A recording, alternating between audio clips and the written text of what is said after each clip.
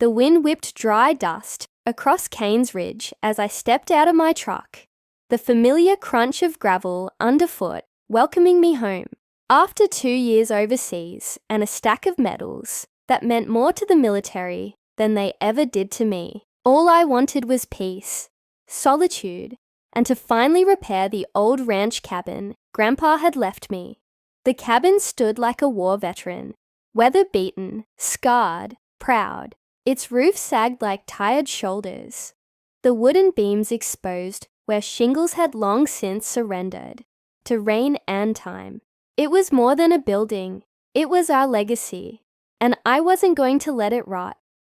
I barely got my tool belt strapped when I heard the dreaded sound, the clack of low heels on gravel, and the breathless huff of righteous fury. "Excuse me, excuse me," came the voice, sharp as broken glass.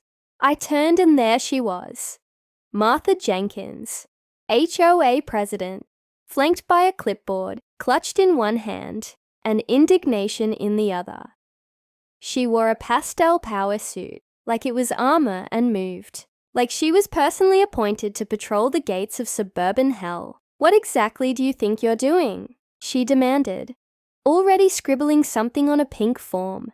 "Fixing my roof," I replied without looking up, wrenching a rotted beam from the overhang. "That's a clear violation of HOA policy." I let out a dry laugh. "This cabin's been here since the 60s, long before your policy ever existed." Her lips tightened. "That may be, but the Cain's Ridge HOA controls all visible structures within the visual perimeter. And from the cul-de-sac down the hill, your construction is plainly visible." I stared at her, incredulous. "You're telling me I can't fix my roof because someone might see it from 2 streets over?" "That's exactly what I'm telling you. Article 14, subsection D. You're altering the exterior aesthetic without approval. That's a $500 fine." I set my hammer down, climbed off the ladder, and stepped forward until I was nearly toe-to-toe with her orthopedic pumps. "Lady, my Grandpa built this land with his own hands. He raised cattle, not Karens. You don't get to tell me what to do with my roof." Martha didn't flinch. She pulled another sheet from her clipboard and thrust it at me. "Cease and desist order, effective immediately." I snatched the paper, glanced at the dense legalese, then tore it in half. "Consider that my signature," I said flatly. Martha gasped, clutching her pearls like I'd just desecrated a church pew. "You'll regret that." "Doubt it," I muttered, turning back toward the cabin. Behind me, her voice shrieked into her phone as she stormed off. "Get code enforcement now!" By the time the sun dipped behind the ridge, Grandpa rolled up in his old Ford, saw the ladder, saw the half-peeled roof, and grinned. "'Bout time," he said, climbing out. "HOA tried to stop me. Said it's a violation." Grandpa spat into the dirt. "That woman's got more ego than sense." She called the visual perimeter clause. His eyes narrowed, jaw tightening like a winch. "Visual perimeter my ass. We own this ridge. They built those matchbox houses on land I leased to the county for $1 back in '89. Never sold a damn inch. So she has no jurisdiction. She's got ink and attitude, but no teeth. Just wait. She's not done yet." I looked up at the broken roofline. "Then neither am I." That night, as I sat on the porch, sipping a cold drink, I heard her voice again, this time softer, but no less poisonous. Martha stood in the shadows of her Lexus headlights, flanked by 2 HOA board members, in matching polos and smug expressions. "You have 48 hours to restore this structure to its original condition," she said. "After that, we'll petition for emergency demolition." "Demolition," I barked. "This is my home. It's a safety hazard." She sniffed. "We're protecting the community." Grandpa rose slowly from his rocker. Lady, you touch this cabin, I'll file so many countersuits your grandkids will be born in court. You wouldn't dare. Try me. Martha turned, retreating into the headlights like a villain in Act 1. I looked at Grandpa. She's playing dirty. He smiled. Then it's time we show her what Cain's Ridge is made of. The morning came hard and cold, the kind that stings your knuckles and whispers that winter's coming, whether you're ready or not. I was already on the ladder at first light, hammering down fresh plywood, when I noticed the parade of SUVs rolling down the ridge like an invading army. Out stepped Martha again, now wearing a puffy vest over her pink blouse, like some kind of suburban general.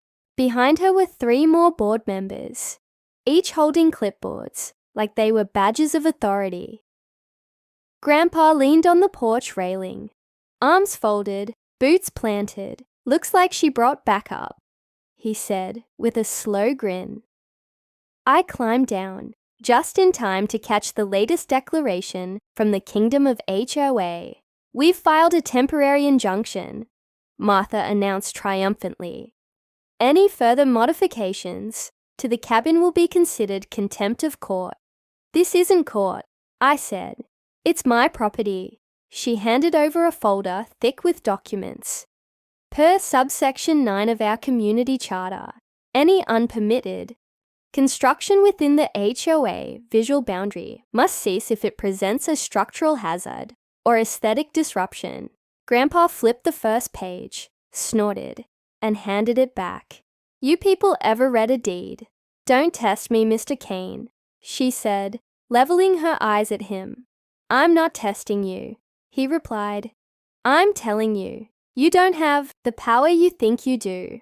Maybe not, she snapped, but public perception goes a long way, and from down the hill, this eyesore of a cabin makes the entire community look like a slum.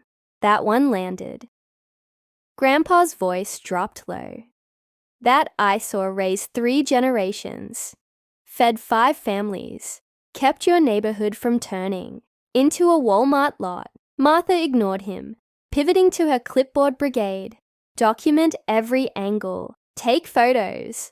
We'll show the judge the structural risks. One of the clipboard warriors hesitated, lowering her camera slightly. This isn't right, she muttered. He's not even part of the HOA. Doesn't matter, Martha hissed. We enforce standards for everyone. Since when? Grandpa asked. Martha smiled. Since I rewrote the bylaws last quarter. Emergency powers under property aesthetic. Protection.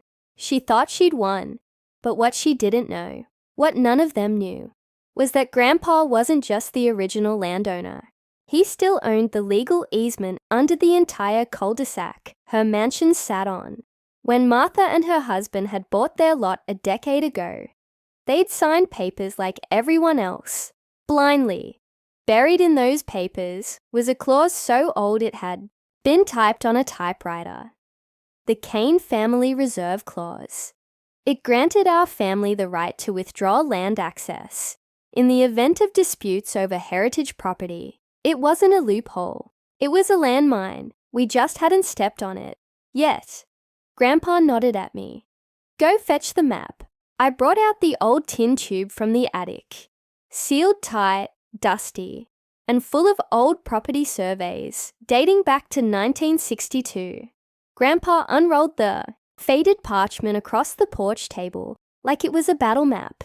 You see that line, he said, tapping it with a calloused finger. That's the boundary. Everything above that belongs to Cain's Ridge. Everything below it, that's ours. Always has been. Martha leaned in, her brow furrowing. That can't be right. It's not just right, Grandpa said. It's filed with the county clerk. Go check. You're bluffing. Try me. Her smug expression cracked. Just slightly. Enough to know the seed had been planted.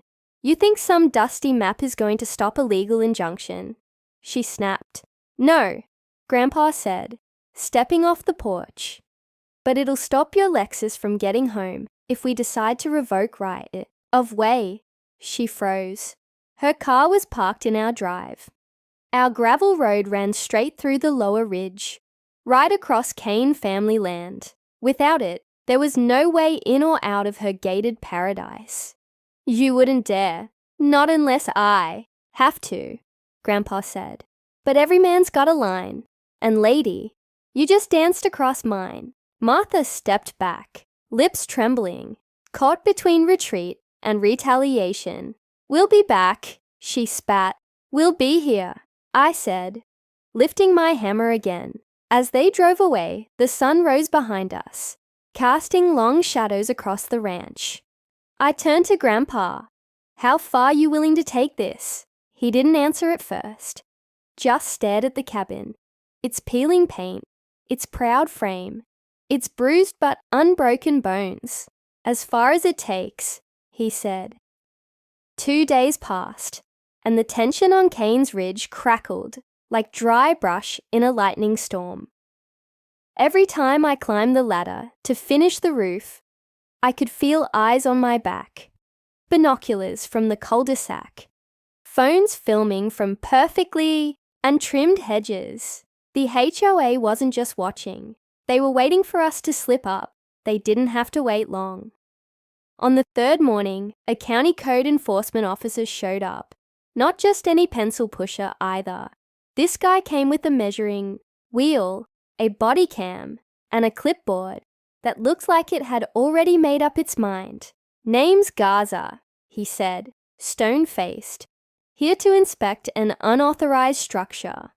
I shot Grandpa a look. Send him around, Grandpa said, calm as ever. Let's see what he finds. Gaza circled the cabin with slow precision, tapping beams, photographing the roof, muttering, measurements under his breath. Meanwhile, Martha lurked at the edge of the property line like a buzzard, lips pursed, watching it all go down. After 30 minutes, Gaza returned. No violations of safety code. Everything solid, he said. Martha practically lunged forward. What about the aesthetic breach? He changed the external appearance without permission. Gaza shrugged. Not my department. I enforce safety, not fashion. Grandpa handed him a bottle of water. You want the historical paperwork for your files? Gaza nodded, taking the binder we'd prepped the night before. Inside were copies of the original cabin plans, permits from 1965, and, most importantly, a notarized letter from the county clerk verifying the Cain family reserve clause. Appreciate you making my job easier, he said, flipping through it. Looks like you've done your homework. Martha, red-faced and trembling, spun on her heel and stormed off, yelling into her phone. She's not done. Grandpa muttered. That woman's the type to chew her own arm off if it gets caught. In a trap. Then come back to burn the trap maker's house down. That night, just after midnight, I heard the engine. I peeked through the blinds and spotted it. A drone. Small, black, silent, hovering just above the cabin, like a wasp casing a target. I stepped out, grabbed a shovel, and swung once. Clean contact. The drone crumpled like a soda can, sparks hissing as it tumbled into the dirt. The next morning, a police cruiser showed up. Martha was in the passenger seat, waving a broken propeller like a trophy. He destroyed private property, she insisted. That drone was filming for evidence. The deputy, a local boy named Troy, who used to mow Grandpa's lawn in high school, scratched his head. Was it flying over their land? Yes. Then it wasn't private anymore, he said, handing me the shattered shell. Just be careful with the debris. Martha exploded. You're all in on it, aren't you? This is a conspiracy. No, ma'am, Troy said patiently. It's a community, and you're outnumbered. She stormed off again, but this time, I saw it. The wobble in her step, the uncertainty. She'd lost control, and that's when Grandpa hatched his plan. He waited until Sunday morning, The sun was out, birds chirped, and the smell of coffee rolled off the porch like peace itself. Then, without a word, he rolled the forklift out of the barn. Grandpa. Time she learned what boundaries mean. Before I could respond, he backed the flatbed down the gravel path, careful as a surgeon. It didn't stop until it reached Martha's Lexus, parked a little too far over the line, just a few feet onto our gravel. Then he lowered the forks, slid them beneath the undercarriage, and hoisted. The car rose like a monument to karma, glinting. In the morning sun, wheels dangling, alarm screeching in protest. Grandpa drove it, slow and steady, up the incline toward the cabin. "What are you doing?" I asked, following him. He didn't answer until he reached the roof. With surgical calm, he parked the flatbed beside the cabin, adjusted the lift angle, and set her Lexus squarely, gently, on top of the newly shingled roof. Perfectly balanced, like it belonged there. "Now that," he said, dusting off his gloves, "ought to meet her aesthetic standards." By the time Martha Jenkins reached the base of Cain's Ridge, half the cul-de-sac was already gathered. Neighbors stared up at the roof like they were witnessing a miracle or a crime scene. Her Lexus, perfectly centered on the newly finished cabin roof, gleamed in the sunlight like a cherry on top of defiance. What have you done?" she shrieked, heels snapping against gravel as she charged uphill. Grandpa met her halfway, arms folded, calm as a preacher at a picnic. "Parked it for you," he said. "Technically, it was on Cain property. We just relocated it to a more scenic location. You vandalized my vehicle." Grandpa raised an eyebrow. "No damage. Forks never touched the body, and I figured, since you care so much about aesthetics, you'd appreciate the symbolism. Lexus and legacy, side by side." She stood speechless, trembling with fury. Then her eyes darted to the crowd. That's when she realized it. People were laughing, phones were out, cameras rolling. Her precious image, polished, perfect, intimidating, was cracking in real time. "I'll sue you for this," she barked. "You'll never win." Grandpa leaned in, voice low and gravel rich. "You're gonna sue me for moving your car off my land and giving it a temporary exhibit spot on my roof?" A beat passed. "You want me to take it down?" he added. "Fine, but it don't leave this property until you sign something." "What?" He pulled out a crisp document from his vest. "A formal retraction of every HOA complaint. Fine. An injunction filed against me or my grandson. And a written apology for harassment." She scoffed. "Never." "Then I hope you enjoy watching rain puddle in your cup holders," he said. The crowd chuckled. Even her own board members looked away. "This isn't over," she hissed. "No," Grandpa said. "It's just beginning." That night, the video went viral. Someone from the HOA had uploaded it with the title, "HOA President Gets Lexus Lifted" by Ranch Grandpa. By morning, it was all over the county Facebook pages. Memes bloomed like wildfire. One had Grandpa photoshopped onto the roof with sunglasses, arms crossed, and the words, "Park with pride." But the real thunderclap came 3 days later. Grandpa received a call from the county commissioner's office. Turns out the Cain family reserve clause wasn't just a dusty relic. It was airtight, and Martha's HOA had built its community clubhouse and 3 homes directly on restricted Cain land. He hung up the phone with a smirk. "You remember that clause we never enforced?" he asked me. "Yeah, we're enforcing it." 2 weeks later, every family on that illegal strip received a letter. It wasn't a threat. It wasn't cruel. It was an offer. Either renegotiate land access with a one-time $1 lease for 99 years, or vacate. Martha was livid. She tried rallying the board, tried playing victim, tried spinning the narrative, but nobody followed her anymore. Her authority crumbled like stale cake. The HOA board quietly voted to remove her.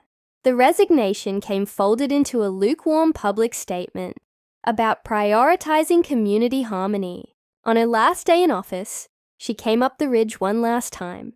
"You think you won," she said, facing Grandpa on the porch. "I don't think anything," he said. "I know I protected what mattered." She looked up at the cabin. The Lexus was gone, retrieved the day she signed the retraction, its tires squealing as she drove away in silence. But what remained was stronger than any car. New shingles, reinforced beams, restored dignity. "I spent my life climbing social ladders," she said quietly. "You built yours into the land." He didn't respond, just rocked slowly in his chair. She turned to leave. "I'll never understand men like you." "That's all right," he said. "I wasn't raised to be understood.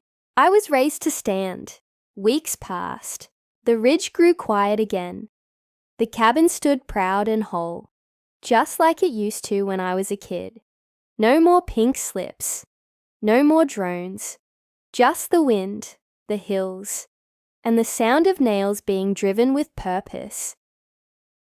I asked Grandpa one afternoon, was it worth it? He took a long drag of his sweet tea. "Son, some people build fences to keep folks out. Others build roofs to keep legacies dry." And with that, he handed me the hammer.